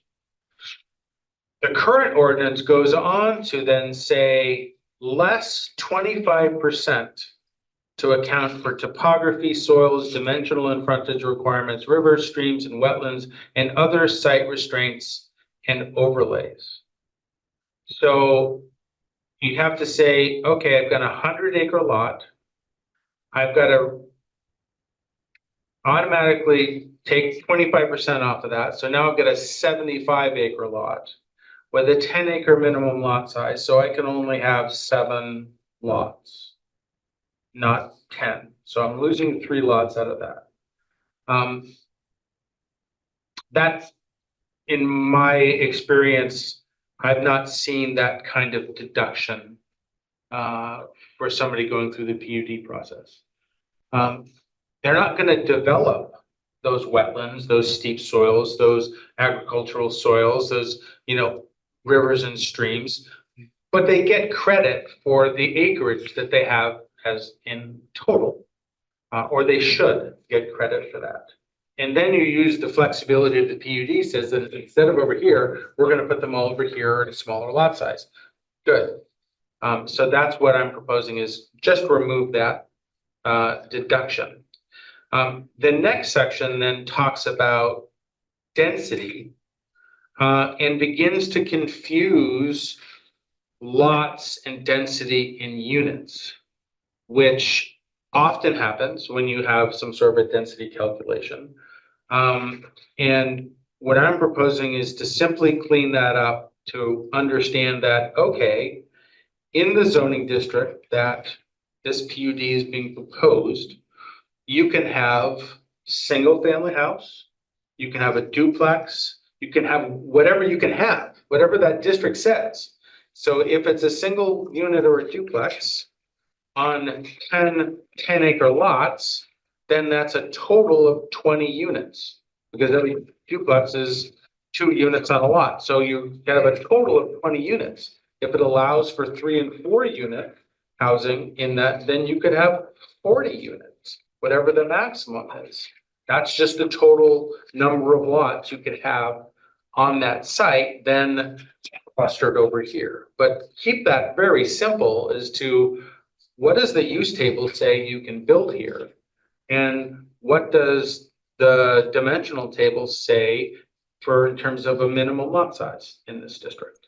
Okay, I have two Yeah, questions around this. So first of all, if our regulations for a major subdivision require that anything 5 lots or greater is a PUD, then doesn't that, there's no such thing as a quote unquote conventional subdivision that would be 10 10-acre lots, because we've sort of eliminated the concept of a conventional subdivision. Maybe it's just semantics, so put that aside for a second. My second question is, why is the density calculation here rather than in 5.6? Because number of lots is referring to the conventional number of dimensional standard for lots. Why doesn't number of units refer to the conventional density 5.6? And the edit that you're making here, make that edit in 5.6, and then PUD goes on to explain how that density can be adjusted. it could, but there's a problem in section 5 and the use table that disassociates the allowances for multi-unit housing where it's permitted with density calculation that may not be applicable. So these are all things that need to be straightened out. I'm suggesting is your use table either says or doesn't say that you can have 4 units or multifamily of up to 4 units or duplexes or singles or multifamily of 8 units or 10 units or whatever it is. The use table says you can have that. And your dimensional table says, what's the minimum size of the lot can you develop? That's where your density calculation comes from. You don't need to create something completely different from that. Because when you do, then it's even more confusing because now you have, you know, you have these concepts over allowed uses, lot sizes, and density that are all in conflict with one another. Right. And you've made a very elegant sort of correction to that here by the way that you've structured it, except that it only applies within this PUD, and shouldn't it apply as the baseline, and then the PUD enhances that with density bonuses. So the way that you structured it, I think, is great, but it should exist in the core, in the baseline density calculation. It's a clarification that fixes what you just described about the uses table. Yes, and we will talk about that part in the next set of red line amendments. Because that's Okay. in that's in section 5 of the ordinance. Okay, but Yes. Yeah, next month. Okay, I'm gonna have to cut us off now. Yep. So that was the kind of the substantive. We got through End that of section, which I these really things. appreciate. Nice work, team. Okay, so we are going to close out your presentation time and then move to public comment about your presentation. I get that.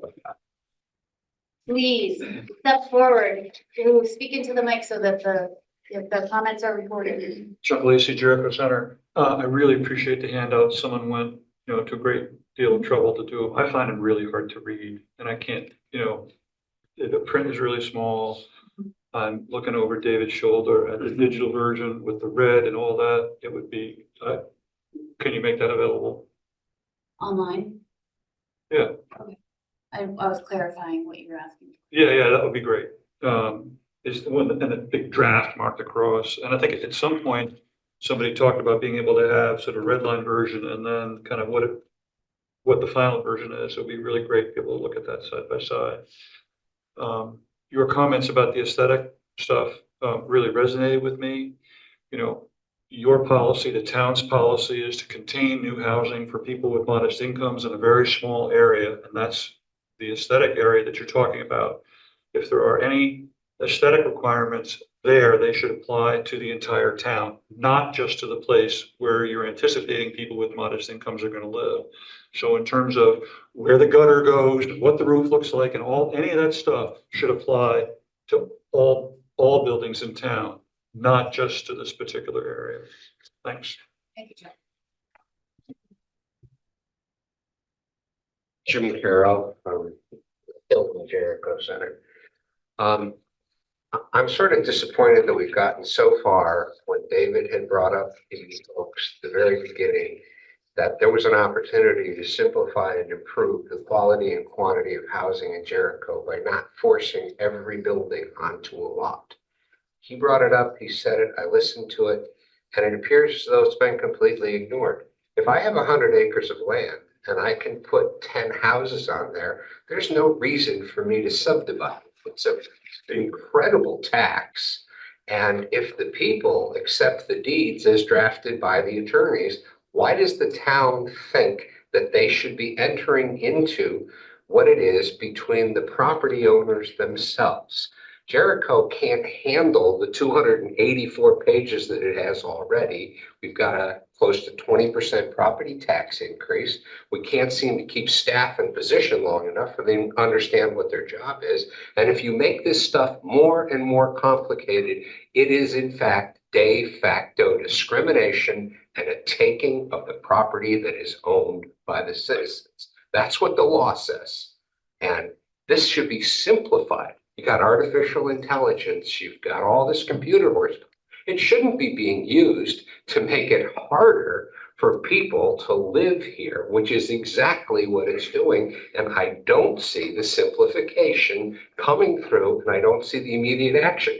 There's no reason why, when this group understands that there's a problem, either from a court case, a failed project, or whatever it is, that that problem is not fixed. Can you pause for a sec and just go back? The first thing you said was David said something that we missed. Yeah. David made it very clear that you could allow multi-dwelling developments on a single lot. So Then that's- you don't get into the side yard setbacks. If somebody wants to buy a house that's 10 feet from my house, that's their business, not the town's business. And the more of this stuff, you're empowering people who think they can control other people's property through the abuse and use of the land development regulations. You're artificially telling them something that they own a right that they don't own. The people who own the property do have rights. And most of what you're doing is taking away from the people that own the property and the town plan the right to actually do something. So if I can just repeat back, what you would like us to ask ourselves is, have we made it possible for there to be multi-unit development on a single lot? And is that something we want to be able to do? So that's the question. that Yes, we and have to I wrestle with. suggest there's also a well-known tool called a pocket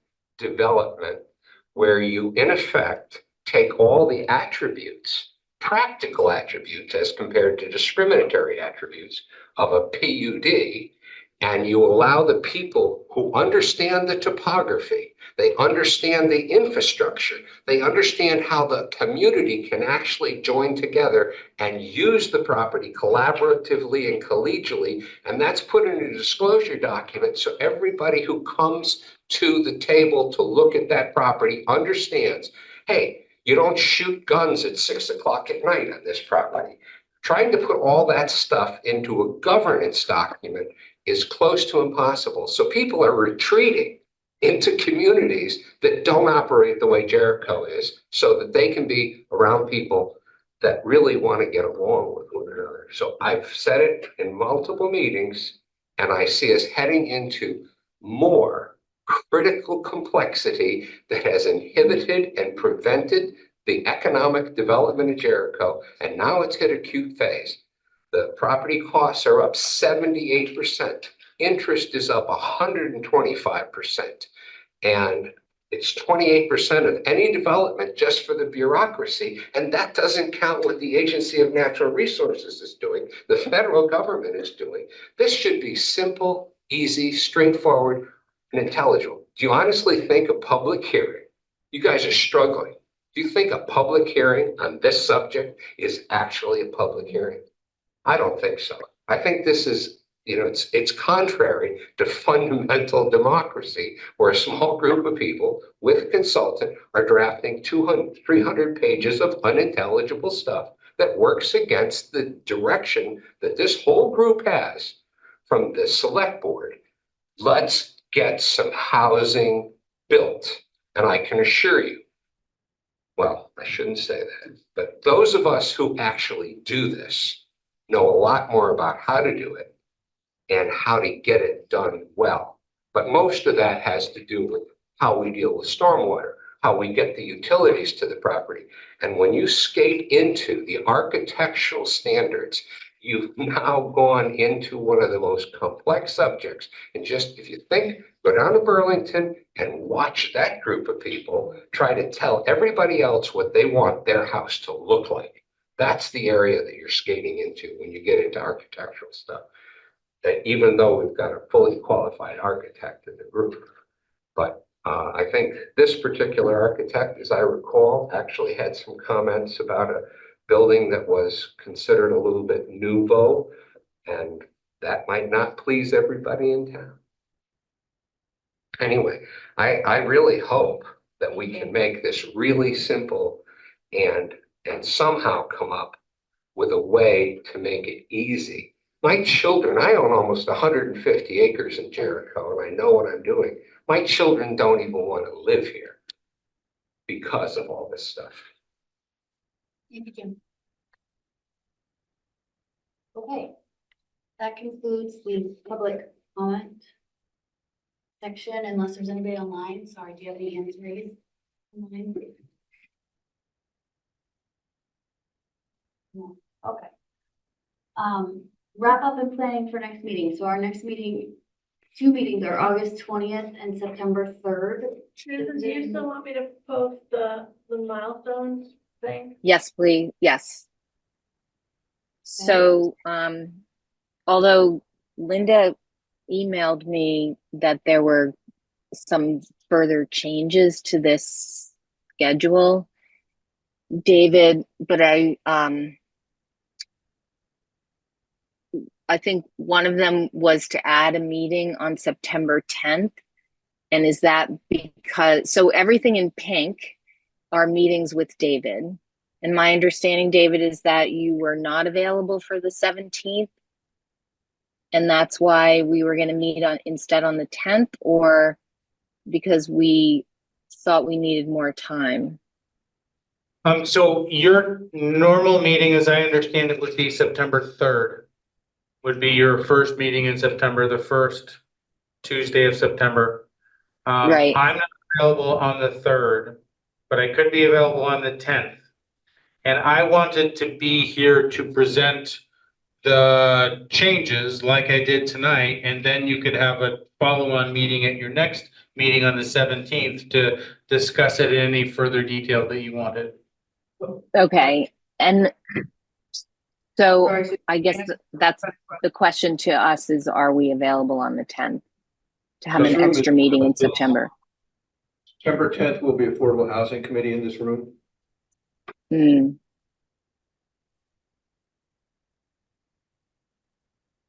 But Dave, what changes were you referring to? So the next group of changes will be everything related to the new districts and the changes to the districts, the dimensional standards, the use table, and a lot of what's in the Riverside Code or Section 13. So my intention was at the first meeting, I can be here to introduce it to you and answer kind of the first round of questions. You can follow up at a subsequent meeting that I wouldn't be at, like we're doing with this batch. And the deliverable, though, we would still have all the material in writing by September 1st or sooner, actually, if the date's going to be moved up from September 10th. Correct. Right. Okay. You would have all that material. I think Linda and I discussed by the 30th of August, I would get that material to her to distribute to you. So you would have, you know, until the 10th or whatever that first meeting is going to be. You know, Okay. if it be the 17th, then, you know, it pushes the schedule a bit, but you know, that's completely up to you. It could be the 17th at your regular meeting, and then your first meeting in October, you meet to discuss it without me, whatever works for you.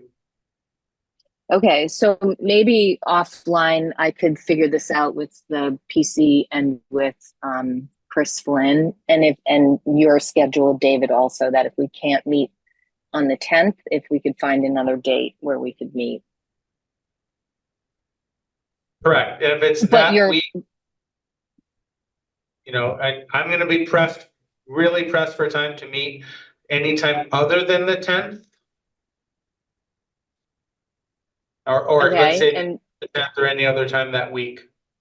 maybe we could meet earlier from like 5 to 7, and then the Affordable Absolutely. Housing Committee meeting could have their meeting at 7. What do people think about that?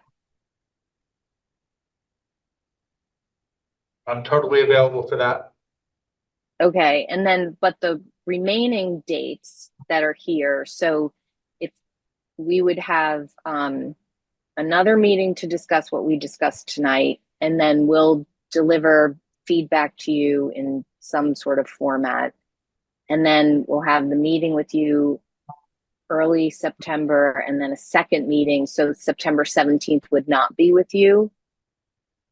Correct. Is that correct? That would be a If meeting we on met our earlier, own. yes. We would discuss the second batch.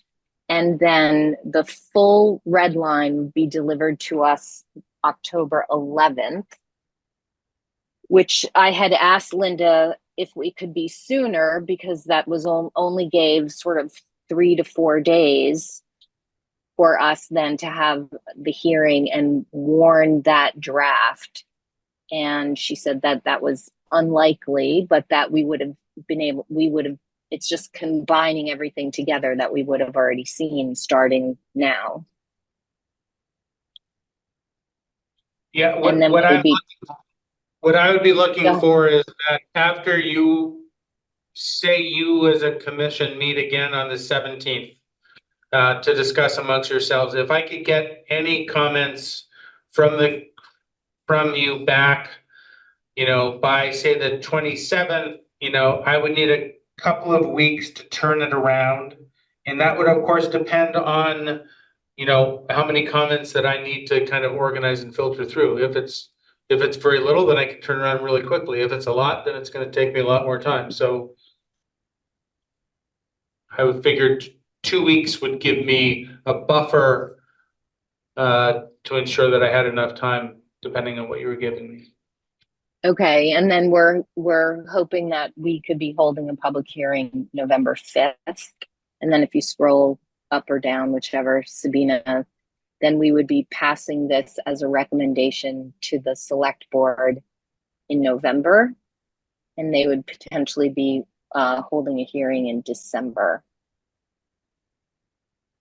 So that's the way this Linda and David had organized the schedule for us, was basically delivering us the amendments in 2 chunks. And we would have 2 meetings, one with David and one on our own to discuss them. And then a final meeting to bring it all together.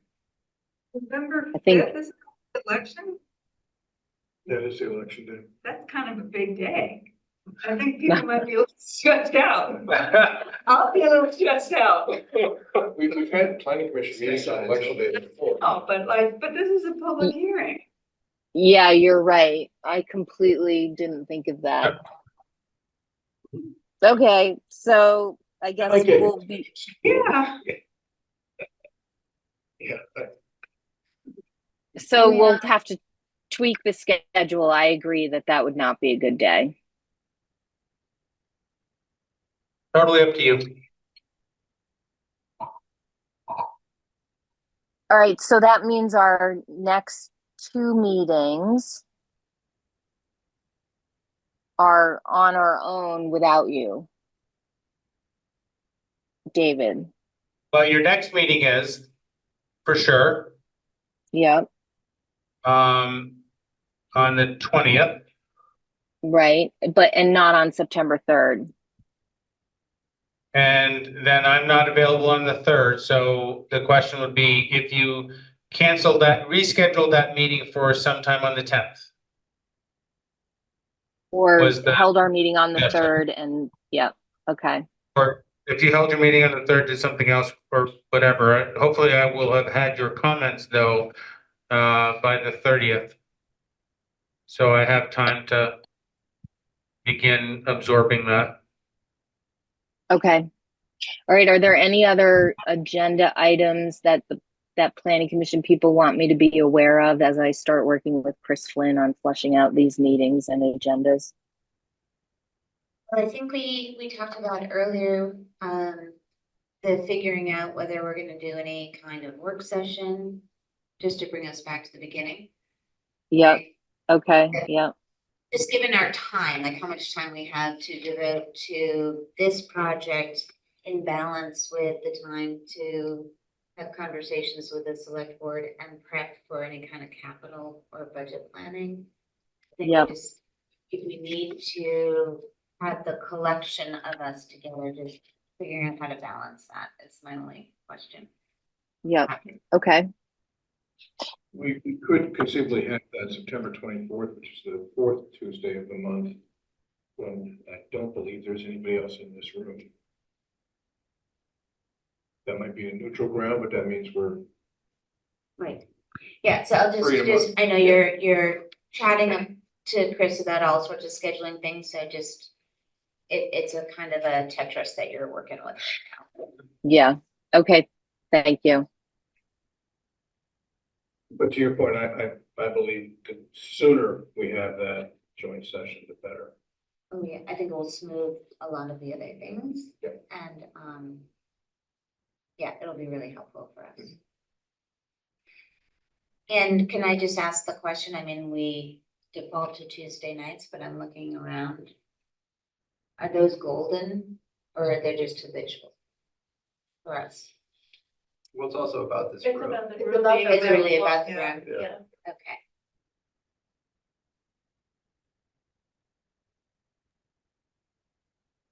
Okay, thank you. Are there any other future planning or updates that we share right now? Hearing none.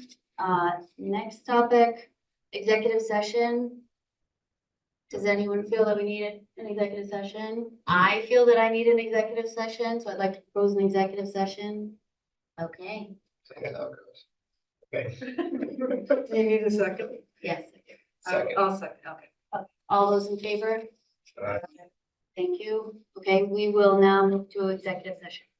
I think you're, according to the state law, required to declare what it is that you're going to discuss and then have minutes of it after you do it. Okay. Go with democracy. just define what's the purpose of the executive session. Personnel, whatever. Real estate, legal, Personnel. okay. You don't need to keep minutes of executive session. You do need to record any action taken. Sure. Yeah. And we need to record who made the motion to go in, who seconded it, and that we voted to go into it. Yep. So I made the motion. And when you go out. When you Yep. go out, motion, who seconded it, and the time. We are going to go into